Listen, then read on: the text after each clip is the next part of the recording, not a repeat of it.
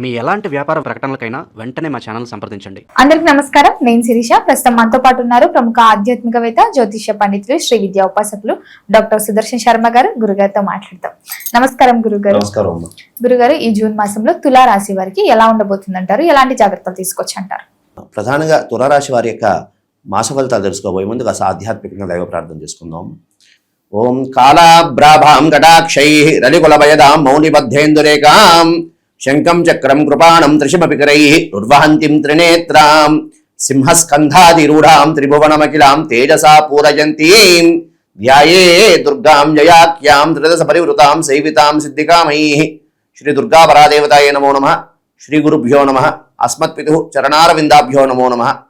ప్రధానంగా ఈ తులారాశి వారి యొక్క మాస ఫలితాలు తెలుసుకోబోయే ముందు ఏ నక్షత్రం వాళ్ళు ఈ తులారాశి వారికి సంబంధించి వర్తిస్తారనే విషయం తెలుసుకుందామమ్మా. ప్రధానంగా చిత్తా నక్షత్రం 3, 4 పాదాలు, అదేవిధంగా స్వాతి నక్షత్రం 1, 2, 3, 4 పాదాలు, అదేవిధంగా విశాఖ నక్షత్రం 1, 2, 3 పాదాల వారు ఈ యొక్క తులారాశి వారికి సంబంధించిన వారు అవుతారమ్మా. అయితే ప్రధానంగా తులారాశి వారికి ఈ యొక్క మాసం కాస్త గడ్డు కాలం అని చెప్పుకోవచ్చమ్మా. ప్రధానంగా ఈ తులారాశి వారిని తీసుకుంటే ప్రధానంగా తులారాశి వారికి సంబంధించి రాహుకేతువులు కాస్త ఇబ్బంది కలిగించే గ్రహగతులు సూచిస్తున్నాయమ్మా. అదేవిధంగా శనికాడు అంత అనుకూలంగా లేడు. తత్కారణం చేత ప్రధానంగా తీసుకుంటే ఈ యొక్క తులారాశి వారికి కాస్త గడ్డు కాలం అని చెప్పుకోవచ్చు. ఆర్థిక విషయంలో అనుకోండి, లేకపోతే అదేవిధంగా ఆర్థిక విషయాలు అనుకోండి, ఆరోగ్య విషయంలో కూడా కాస్త ఇబ్బంది కలిగేటువంటి సూచన కనపడుతున్నదమ్మా. గురుగారు, ఎవరైతే ఈ మాసంలో పెట్టుబడులు పెట్టాలి, కొత్తగా వ్యాపారం స్టార్ట్ చేయాలని అనుకుంటుంటారు కదా, చేయొచ్చు అంటారా? కలిసి వస్తుందా? కాస్త ఆర్థిక విషయంలో మాత్రం ఆచితూచి వ్యవహారం చేసుకోవాలమ్మా. ఎందుకంటే ఈ యొక్క మధ్యవర్తులు అనుకోండి, పార్ట్నర్స్ అనుకోండి, వీటి వల్ల ఇబ్బందులు కలిగినటువంటి సూచనలు కనపడుతున్నాయి. కాబట్టి తులారాశి వారు ఈ విషయంలో మాత్రం కాస్త వ్యవహారం చూసుకుని అడుగు వేసేటప్పుడు ఆర్థిక విషయం అంటేనే చాలా ముఖ్యమైనటువంటి, జీవితంలో ముఖ్యమైనటువంటిది ఆర్థికం. కాబట్టి ఈ పార్ట్నర్స్తో వ్యాపార నిమిత్తార్థం ప్రయత్నం చేసేవాళ్ళు ఈ విషయంలో మాత్రం కాస్త ఆచితూచి వ్యవహారం అడుగు వేయడం ద్వారా ఉత్తమమైనటువంటి ఫలితాలు కలగడానికి అవకాశం ఉంది. గురుగారు, ముఖ్యంగా విదేశాలకు వెళ్ళాలని చాలా మంది అనుకుంటుంటారు కదా, మరి విదేశీ యోగం కూడా ఉందంటారా? ప్రధానంగా ఈ యొక్క తులారాశి వారికి విదేశీ యానం అనేది ఖచ్చితంగా సూచిస్తున్నదమ్మా.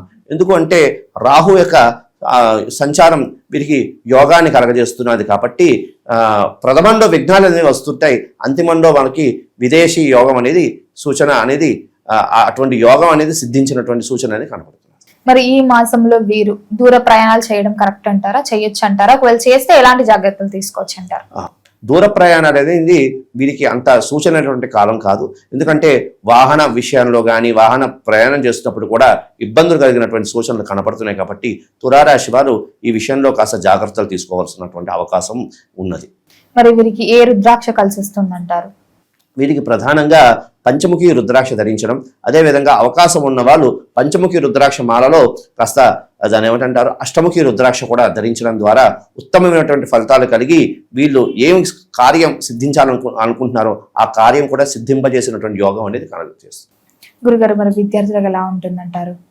విద్యార్థులకి కూడా కాస్త ఇబ్బంది కలిగించినటువంటి సూచనలు కనపడుతున్నాయి. కాస్త విద్యా విషయంలో విఘ్నాలు కలుగుతూ ఉండడం, అదేవిధంగా కష్టపడి పరీక్షలు రాసిన ఫలితాలు అనేది అంత అనుకూలంగా లేకపోవడం, ఇటువంటి పరిస్థితులు ఏర్పడుతూ ఉంటాయి. కాబట్టి విద్యార్థులందరూ కూడా కాస్త సరస్వతి అమ్మవారిని కాస్త ధ్యానం చేసుకుంటూ దక్షిణామూర్తి యొక్క పటాన్ని చూస్తూ ధ్యానం అంటే చదువుకోబోయే ముందు ఒకసారి దక్షిణామూర్తిని ధ్యానం చేసుకుంటూ చదవడం ద్వారా వీరు ఉత్తమమైనటువంటి ఫలితాలు కలగడానికి అవకాశం అనేది ఉంటుంది. ప్రధానంగా ఈ యొక్క తులారాశి వారి యొక్క విద్యార్థులకి ముఖ్యమైన సూచన ఏమిటయ్యా అంటే ప్రధానంగా తీసుకుంటే ఈ యొక్క తులారాశి వారికి విద్యార్థులకి కాన్ఫిడెన్స్ ఉండాలి, కానీ ఓవర్ కాన్ఫిడెన్స్ ద్వారా వెళ్ళడం వల్ల ఇబ్బందులు కలిగినటువంటి సూచనలు కనపడుతున్నాయి. కాబట్టి అన్ని విషయాల్లో కూడా కాస్త శ్రద్ధావాన్ లభతే జ్ఞానం అన్నట్లుగా శ్రద్ధగా చదవడం ద్వారా ఉత్తమమైనటువంటి ఫలితాలు కలగడానికి అవకాశం అనేది ఉండదు.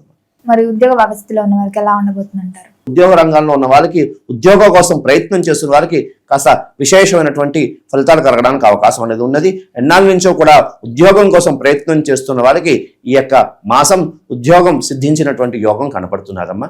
అదేవిధంగా కాస్త అధికారులతో మాత్రం కాస్త ఇబ్బందులు అంటే ఎంత కష్టపడినప్పటికీ కూడా అధికారులతో మాత్రం కాస్త మాట పడే యోగం అనేది కనపడుతున్నది. కాస్త ఆ విషయంలో జాగ్రత్తలు తీసుకోవడం ద్వారా వీళ్ళు ఈ యొక్క మాసాన్ని అధిగమించడానికి అవకాశం అనేది ఉంటుందమ్మా. మరి గురుగారు, ఎవరికైతే వివాహం జరగలేదో, వివాహ ప్రయత్నాలు చేస్తుంటారో వారికి వివాహ యోగం ఉందంటారా ఈ మాసంలో?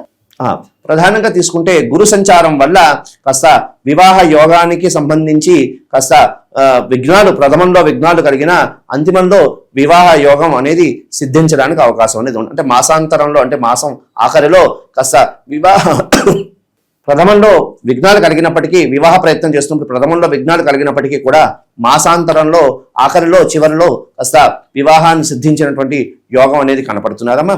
అదేవిధంగా ప్రతి వాడికి కూడా సొంతింటి కళ అనేది ఒకటి ఉంటుందమ్మా.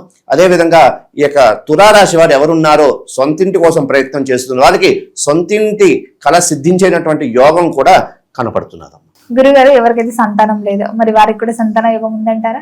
ప్రధానంగా తీసుకుంటే ఈ యొక్క సంతానం కోసం ప్రయత్నం చేస్తున్న వారికి అద్భుతమైనటువంటి కాలం అని చెప్పుకోవచ్చు.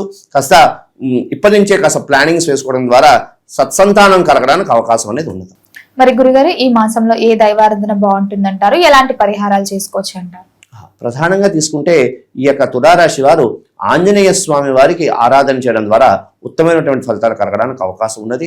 వీరు అవకాశం ఉంటే అసలు వడమాలతో వడమాల అంటారు, వడమాలని హనుమంతుడికి సమర్పణ చేసుకోవడం, అవకాశం ఉన్న వాళ్ళు మాషచక్రాలు అంటారు, దాన్ని గారెలు అంటూ ఉంటారు, వాటితో ఆంజనేయ స్వామి వారికి హవనం చేయడం ద్వారా ఉత్తమమైనటువంటి ఫలితాలు కలగడానికి అవకాశం అనేది ఉన్నది.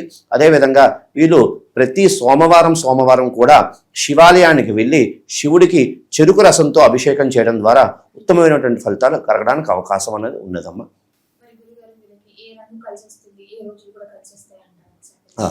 ప్రధానంగా తీసుకుంటే వీరికి ధరించినటువంటి వర్ణాలు ఏమిటయ్యా అంటే పసుపు వర్ణం, అదేవిధంగా నీలవర్ణం, అదేవిధంగా శ్వేతవర్ణం అమ్మ.